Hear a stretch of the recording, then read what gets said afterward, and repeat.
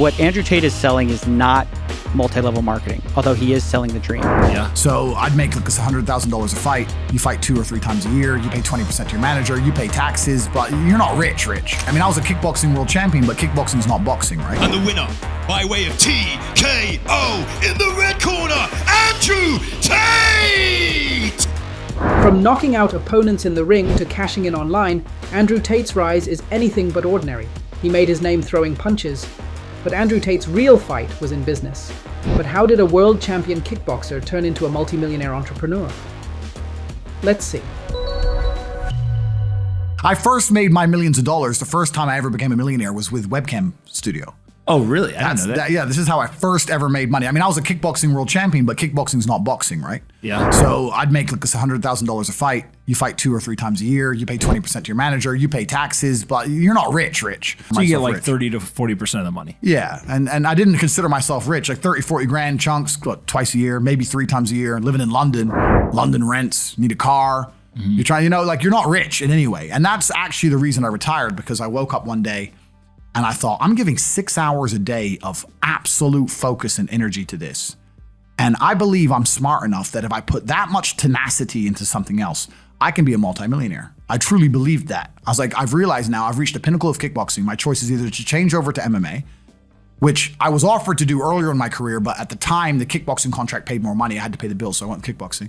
Change over to MMA, learn to wrestle, change over to UFC, blah, blah, blah. But this is also like 7, 8 years ago where even the UFC didn't pay the money it pays now. But the UFC still doesn't pay that much money from what I understand. No, if you're like top 5 or champion, yeah. But most of the dudes you're going to see there in the prelims, they're getting 10 grand a fight, 9 grand a fight. It's nothing, right? So it'd be like starting my career all over again. And at the age of 28, I thought, I don't have the gumption to start again. I've been through hell for this. I've broken my hand 8 times. My ribs have been broken. I don't want to do this all over again. So yeah, he just started to pop up on my Instagram and on my YouTube, and I was just like, who the f is this guy? But then, listening to guys like Andrew Schultz talk about the smart system he did. I'm paraphrasing, but he paid people to like post or make pages about him and just flood the internet. If he created that marketing strategy, that's that's a genius way to get, because he was on everybody's page. Yeah. So what do you do when you realize that, hey, maybe I don't want to keep fighting? I decided to get rich. What does that mean to you? When you're sitting there, you're getting $30,000, $40,000 kind of net on a per fight basis. Is rich to you like, hey, I want a couple $100,000, $1 million, $20 million, $1 billion? I wanted 30 or 40,000 every month. 30 or 40,000 every month, so about $500,000 a year, give or take. I thought if I had that much money, I could do whatever I wanted. Okay. That's what I decided I wanted to do. So what's step 1 that you do? So step 1 is, maybe that's how we ended up here together, my friend. Step 1 is, decided to be very logical about it. Chess player, right? So it's like, I want money. What is money? How do banks work? How does credit work? What's fractional reserve banking? All these things we now know to be the biggest cons of the century, right? So I'm sitting there researching money for days and days and days. And then I get more mad because I'm like, whoa, money's trash and I don't have any. Now I'm really annoyed, right? I thought like everyone else did that, everyone puts their money in the bank and the bank takes some of other people's money and lends it out. I didn't know they invented it from the sky. I still at that point thought money was linked to gold. I didn't know nothing. So I'm learning all this stuff and I'm getting really angry. I'm like, now this is really annoying me. So anyway, I had a piece of paper there and I'm in my research phase, and it start writing down some dude on YouTube. I don't know who he was, some dork. He was a pro gold guy. This is before, Bitcoin was probably around then, but like early. He was a pro gold guy saying buy gold, buy gold, buy gold. And he was saying the difference between an asset, a liability, et cetera, et cetera. So I started trying to write down what I had. I was like, I have an apartment, I have a BMW. I'm in good shape, but I already use that for fighting. What can I do? I can play chess. I'm just writing down the things I have and what I'm good at. When you sized up Andrew Tate, granted he's bigger than you, did you sense some realness there? Is he legit? He's got some skill.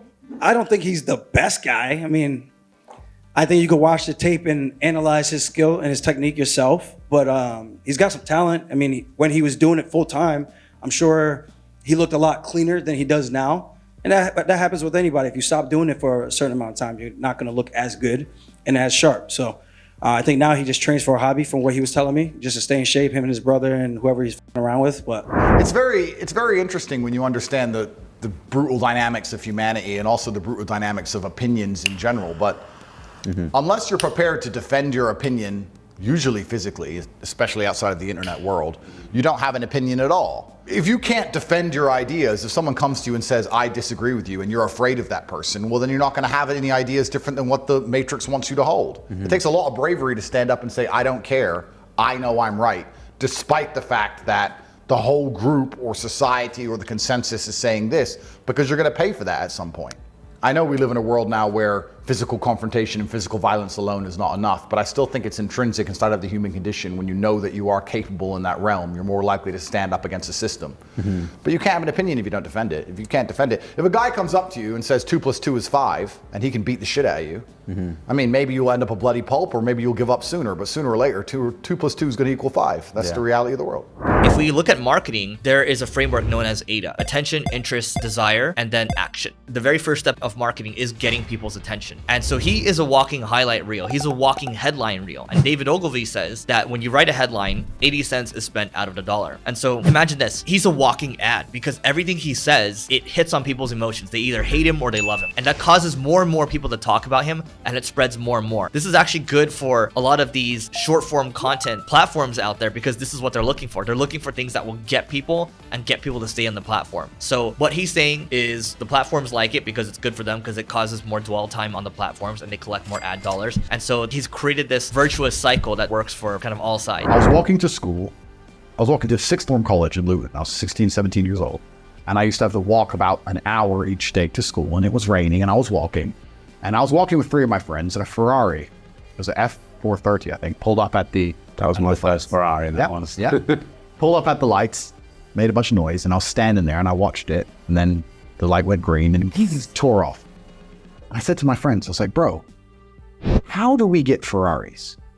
And he's like, what do you mean? I was like, my mom is on a council estate, single mother. She raises 3 kids on 300 pounds a month.